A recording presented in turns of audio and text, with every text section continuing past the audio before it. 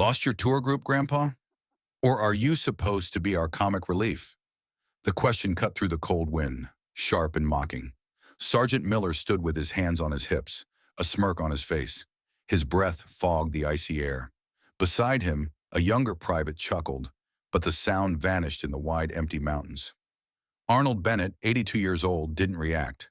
He stood perfectly still in a bright red ski jacket, gripping his worn ski poles. His eyes were on the jagged peaks ahead, gray against the sky. He looked less like a man and more like part of the mountain itself, calm and steady as the granite beneath his boots. Captain Evans, the commanding officer, watched from a few steps back, a small smile on his lips. It was a welcome distraction from their boring, high-altitude training exercises. "Sir, you're in a restricted military area," Evans said in a professional, slightly cold tone. "I need to know who you are and what you're doing up here." The wind whipped snow into the soldiers' faces. They were young, strong, and ready for action, armed and in full winter gear, and in front of them stood one old man in a red jacket. The scene was almost funny. Miller stepped closer, encouraged by his captain. "This isn't a public park, old man. This is Army land. You are a security risk. I need to see some ID." Arnold slowly turned from the mountains and looked at Miller. His eyes were pale blue, clear as ice. No fear, no anger, just stillness. The Rangers tensed. Their fingers tightened on rifles. Anything could happen in the mountains. Arnold moved slowly, almost painfully in the cold. He reached into his jacket pocket and pulled out a simple leather wallet, cracked and worn with age. Miller laughed. "What's that? Your bingo card? A membership for the local shuffleboard league?" The soldiers shifted uncomfortably in the biting cold. They were supposed to be practicing drills, not babysitting an old man. Evans stepped forward, his patience gone. "All right, that's enough, Miller. Sir, I don't know how you wandered up here, but you're coming with us. We need to escort you down the mountain." Two Rangers moved forward to take Arnold. Arnold shook his head. "I'm not going anywhere." The words froze the soldiers. Miller's jaw tightened in disbelief.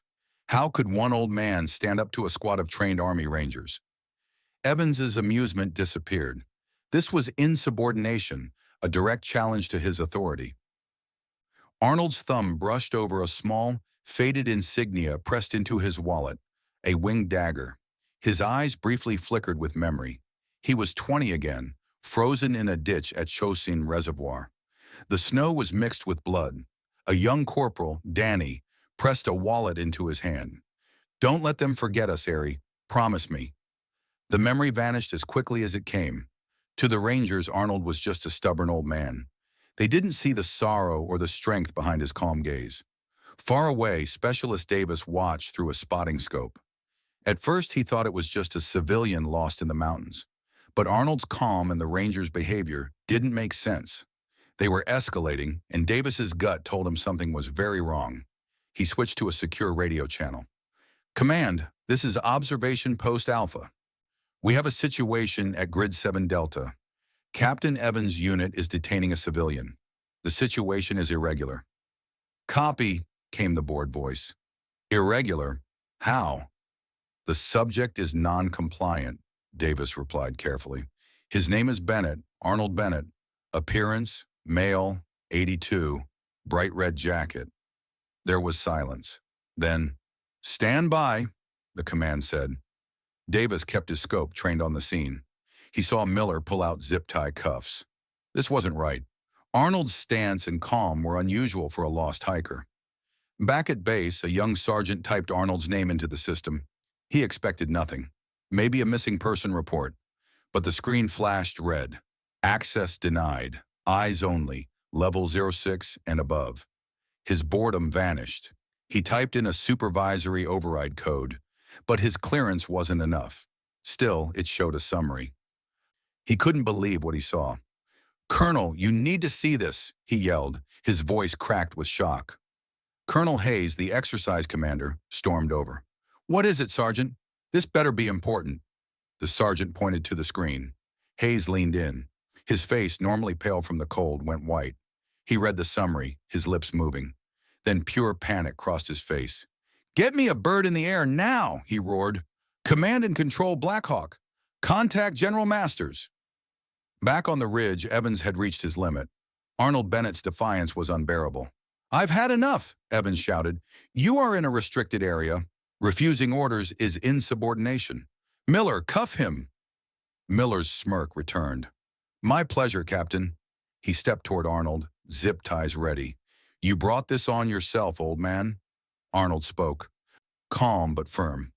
"Son, you really don't want to do that." Suddenly, a deep rhythmic thump echoed over the ridge. A helicopter, not theirs. A UH-60 Blackhawk roared over the mountain, flying dangerously low. Another followed. The Rangers froze. The rotors whipped snow and ice into a blinding storm.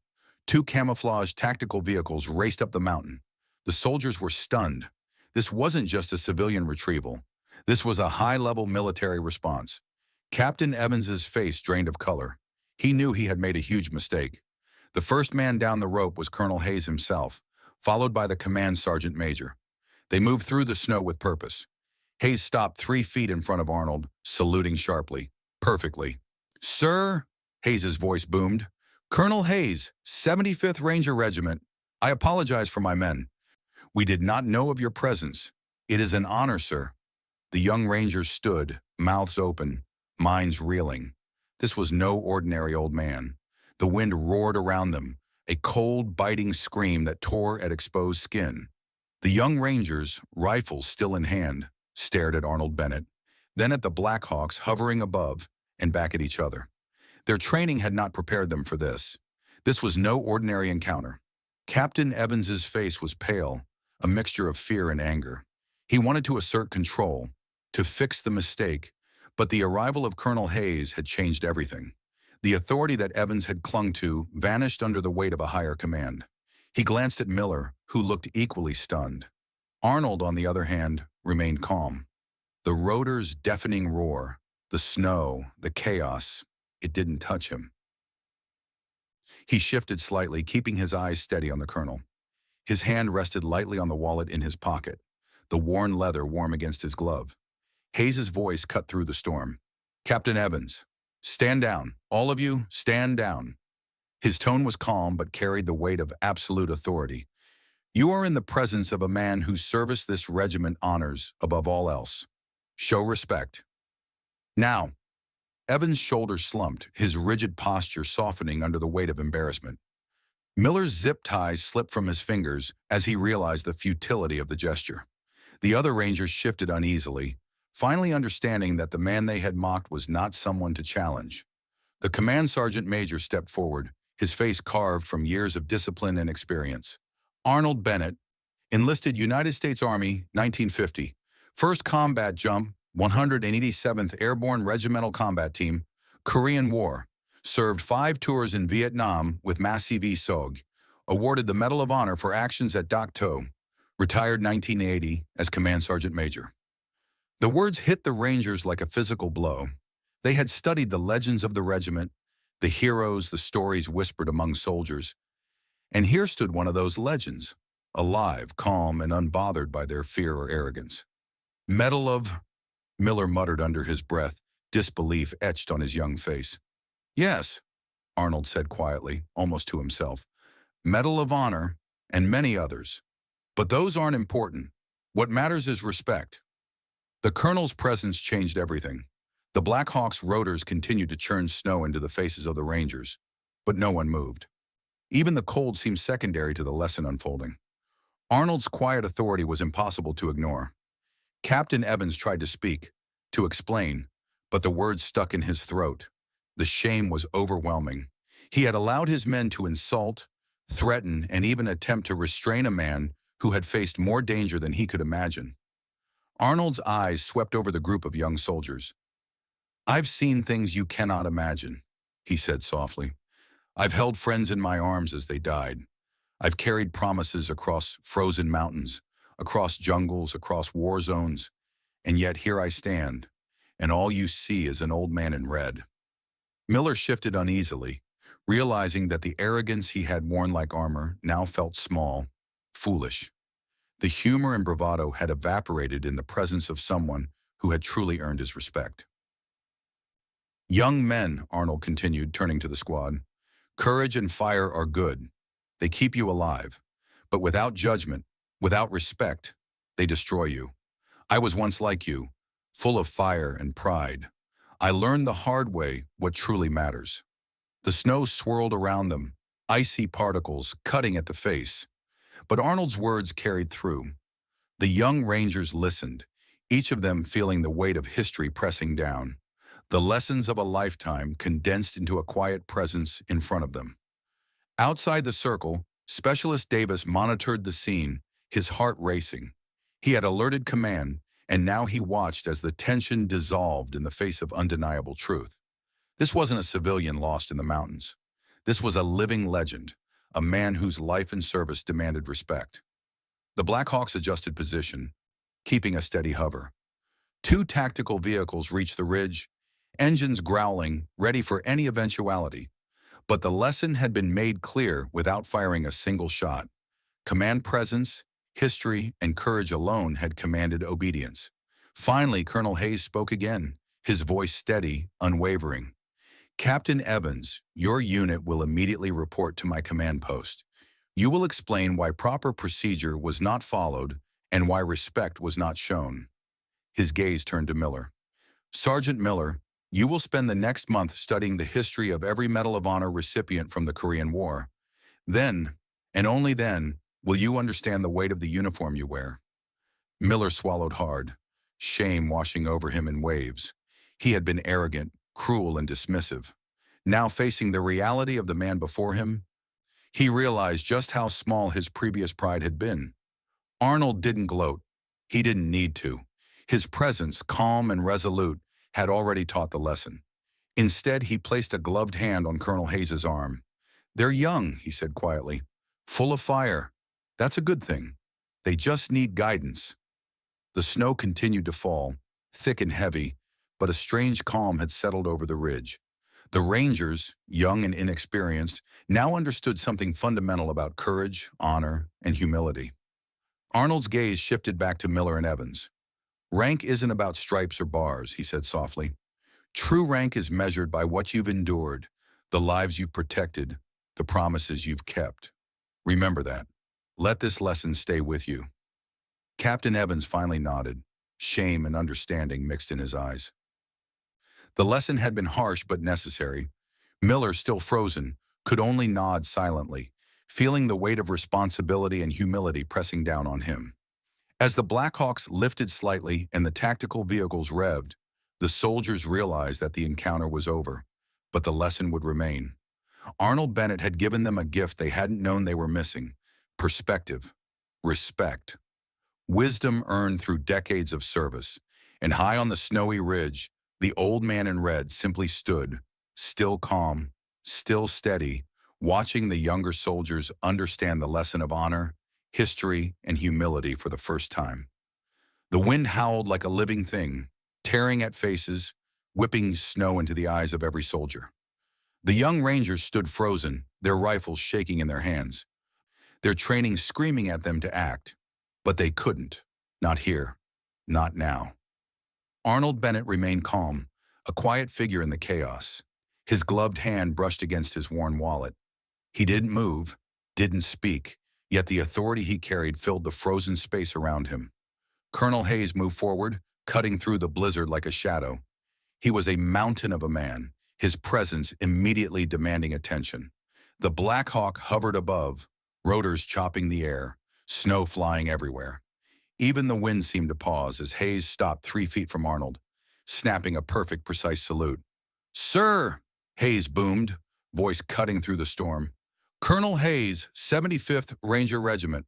I apologize for my men. We were unaware of your presence. It is an honor, sir."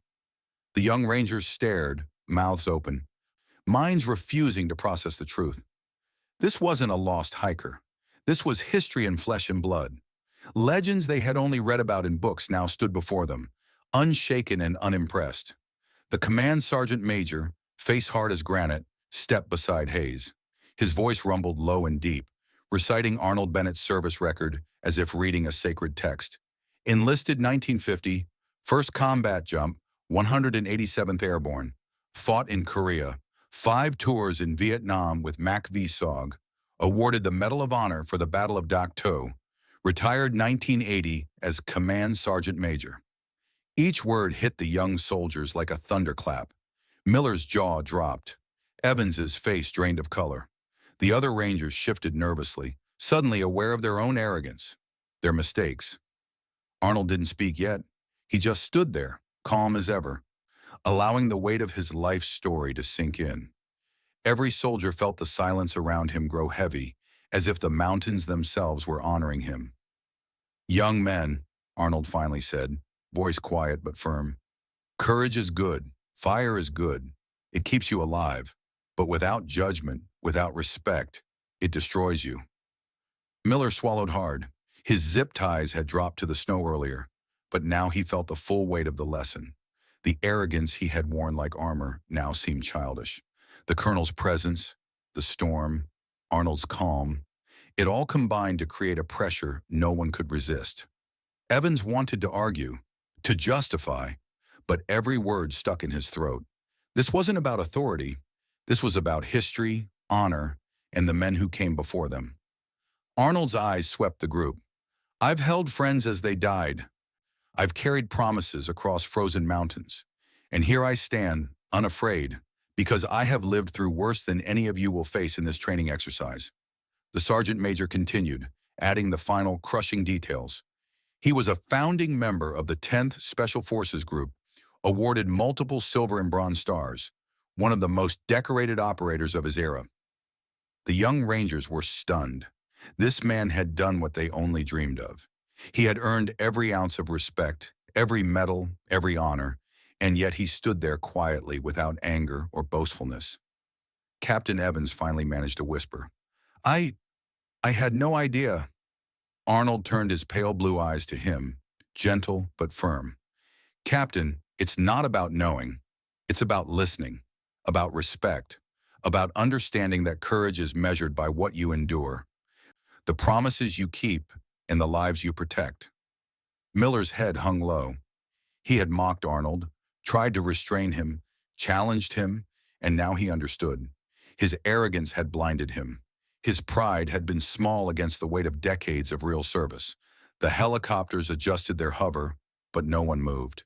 Even the roar of the engines couldn't pierce the lesson being taught. The tactical vehicles waited, engines growling, but unnecessary. The mountain had witnessed a reckoning, and the young soldiers had learned their place. Finally, Arnold lifted his wallet slightly. "This is a promise," he said softly, voice carrying over the wind. "It holds the last words of a better soldier than I ever was. I carry it to remember respect. Respect for every life, every promise, every sacrifice."